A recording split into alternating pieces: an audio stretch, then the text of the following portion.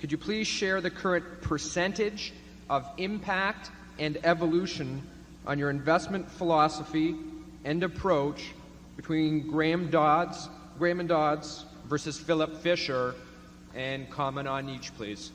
You were closer to Ben Graham. Yeah, well, Graham obviously had way more influence on me than Phil. I worked for Ben. I went to school under him. And his, what I call the three basic ideas that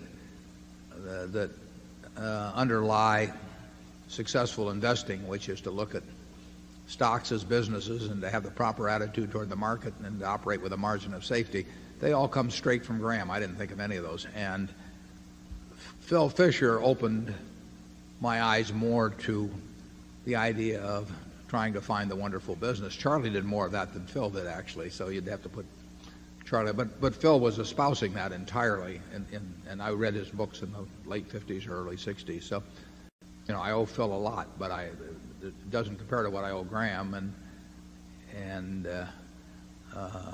that in no way reflects poorly on Phil. Ben was one of a kind.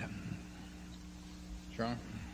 Ben Graham was a truly formidable mind, and he also had a clarity in writing.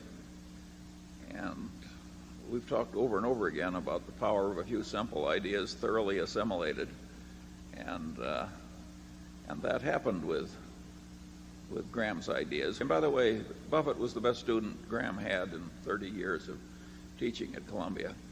And but what happened, and since I knew both men, was that Buffett became way better than Graham. That is a natural outcome.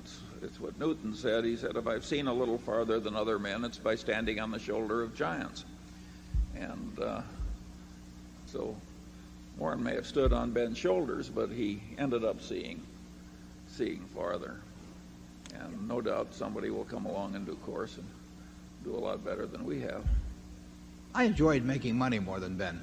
I mean, candidly, with Ben, it really was incidental. At least by the time I knew him, it just didn't. The process didn't. The whole game did not interest him more than a dozen other things may have interested him. With me, I just find it interesting, and therefore, you know, I've spent a way higher percentage of my time thinking about investing and thinking about businesses. I probably thought way more about businesses than Ben ever did. He had other things that interested him. So I've pursued the game quite a bit differently than he did, and therefore measuring the record is really, the two records are not. It's not a proper measurement. Graham had some blind spots, partly of sort of an ethical professorial nature. He was looking for things to teach that would work for every man, that any intelligent layman could learn and do well. Ben sort of thought it was cheating if we went out and talked to the management, because he just felt that the person who read his book, you know, living in Pocatello, Idaho, could not go out and meet the managements. And we didn't do it. I mean, when I worked for Graham Newman, I don't think I ever visited a management in the 21 months I was there. But, you know, he wasn't sure whether it'd be useful anyway. But if it was be useful, you know, that meant that his book was not all that was needed, that you had to add something to it. I found it fun to go out and talk about their businesses with people, or to check with competitors or suppliers or customers and all that. But Ben didn't think there was anything wrong with that. He just felt that if you had to do that, then his book was not the complete answer. And he didn't really want to do anything that the reader of his book couldn't do if he was on a desert island, you know, basically with just one line to a broker. But if you stop to think about it, Graham was trying to play the game of pin the donkey wearing very dark glasses, and Warren, of course, would use the biggest searchlight he could find.